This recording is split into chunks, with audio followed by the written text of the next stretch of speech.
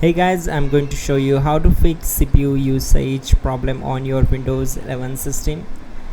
In the first step, we need to open Task Manager. So from the taskbar, right click here and select Task Manager. Then click on Run New Task, select Browse button.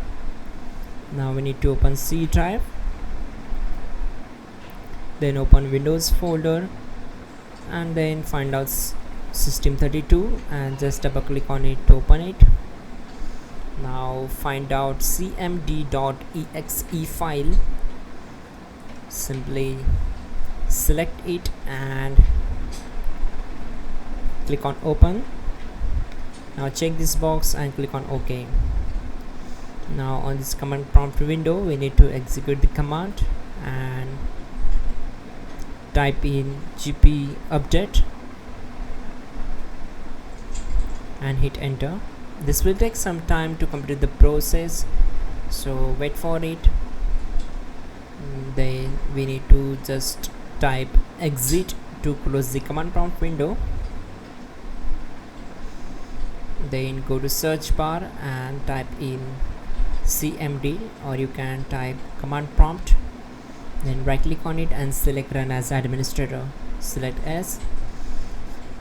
Now this step is very important, so type chkdsk space c colon space /f.